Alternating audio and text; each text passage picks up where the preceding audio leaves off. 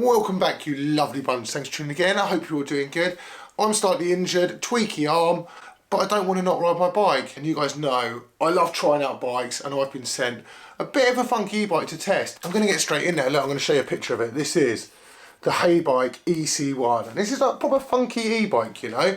And for the money, you get a hell of a lot of bike. So I'm going to be building this up and chatting you through it a little bit. So I'm going to crack on with the unboxing, and then we're going to take it for a bit of a ride. So as you can see, the bike comes really well packaged. It's going to take me about 4 hours to get through all this packaging and get it all cut off. I did go for this really nice blue colour. This bike is available in size medium and large as well. Quite often with the V-bikes that I test, they're only available in one size. So I do like that the option is there for a taller rider, because I do find having a lot of seat posts showing, or like the sizing's not always perfect when you have one size for a bike. So this bike does actually come fully kitted out. It has hydraulic disc brakes, it has a front and rear light, it comes with full mudguards, it's got a bike rack, it has your heads up display unit.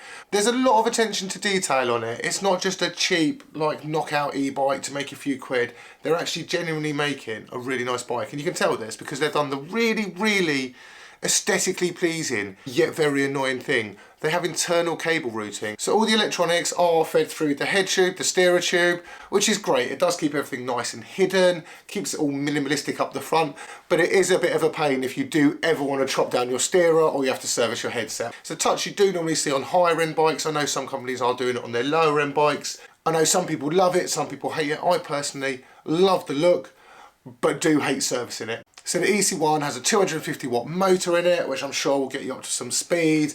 Different legislations for different countries, so if you're buying this in the UK, it will be restricted to 26 kilometers an hour. Obviously, aluminium frame and fork, coming in at just under 20 kilos, so it's not like a super lightweight like e-bike, but also 20 kilos with a battery. That's not that bad. The build process is very straightforward. Out the box, all you've got to do is put the front wheel on, put the mudguard on, set the bars up, apart from maybe putting the front stem cap on. There's so many wires and things and everything and lights that you do have to manoeuvre things about in order to get the Allen key in there, to get the faceplate on. But when it's all on, it's all hidden nicely by the front light and the reflector.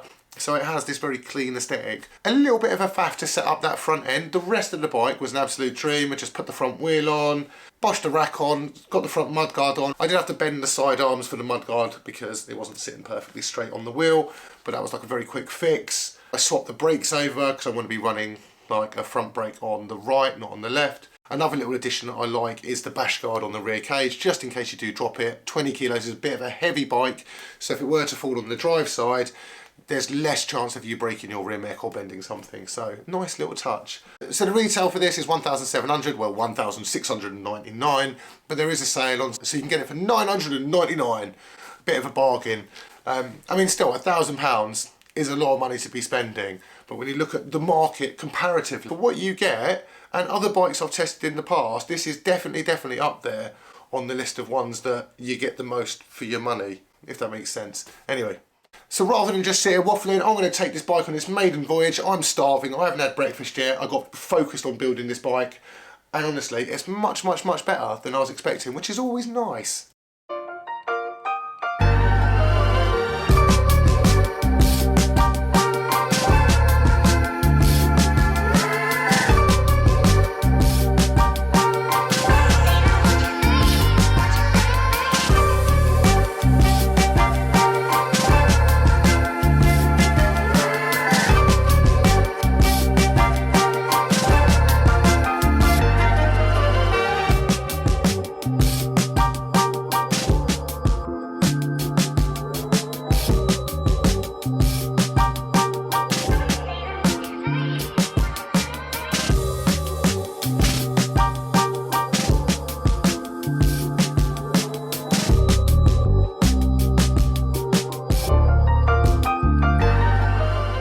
Well, this bike does everything an e-bike should do. So after a decent bit of mileage on the gravel bike this week, I'm enjoying giving my legs a bit of a break, and especially because my arm is still not 100%. I don't want to be pushing it too much. It is all about taking it easy, and this way I'll get to exercise but not be pushing too hard. I love e-bikes, man.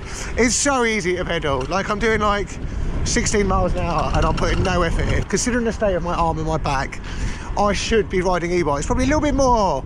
It gives me that opportunity to have a break but still get a ride in. This is like the perfect time to be sent this bike. Like my spine, I mean, is so screwed at the minute. I mean, I'm being good, but like the healing process is not quick. And like e-bikes, they're just like, you can still get out and ride, but you don't have to put in like the most monumental effort. But I'd say it's a fun ride. It's got a decent range on it, 100 kilometers. It's not going to be 100 kilometers. So the Heybike EC1. Honestly, I'd say this is a very solid bike. Like climbing up big hills, all that sort of stuff, really steep hills, any 250 watt motor is going to struggle, but it certainly does provide enough assistance when you're climbing up these steep hills. I think this bike would really come into its own on like nice long, like rolling, like or flat routes, like cycle paths, canal paths, that kind of thing, you know. And it does look pretty smooth, doesn't it? Look at all that. I'm sure I've missed out loads of stuff, you know. It's a solid bike, solid build. I mean, it's designed with a certain purpose in mind, and that it will absolutely excel at. This bike, or bikes like this, e-bikes, perfect for so many different things. For me, when I'm having a rest day, they're great. For my partner, if we want to ride together and she's not feeling like she can keep up on a longer ride, she can just jump on an e-bike. I can ride my gravel bike, and suddenly we're like matched in our ability. If anything, my partner has a bigger advantage being on an e-bike than me on a standard pedal bike, you know? It turns the table slightly. So it makes cycling a lot more enjoyable experience. It doesn't have to be an absolute grind, an absolute pain in the arse to get up any sort of hill.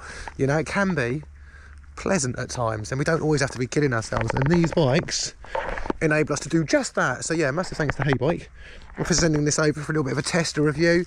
I mean, as far as review goes, I would give it like a very enthusiastic thumbs up, because I think it's really good. It does exactly what it's meant to do. I can't fault it. I mean, honestly, this mishmash here was a massive pain to set up, but it looks really clean. So I mean, there's not a lot I can fault. There's not really anything I can fault about it, you know? It doesn't have all the fanciest components on there, but it's not built with like cheap rubbish. It's like decent, it works, everything works. The gear shift, the brakes work, and it's a heavy bike as well. Don't know what brand the tyres are. Here you go, Chao Yang Hippo Skin tyres, but like, you know, nice bit of tread, nice pattern, like perfect. It's got a light, it's got a rear light, it's got reflectors. I mean, can't really go wrong, can you? There we go. And for me, when I'm like got a dodgy spine and an injury, it's good, you know. I'm not complaining. Right, I'll put links down below in the description. Thank you as always for watching. Do remember to like, comment and subscribe, and I'll catch you guys very soon. Bye.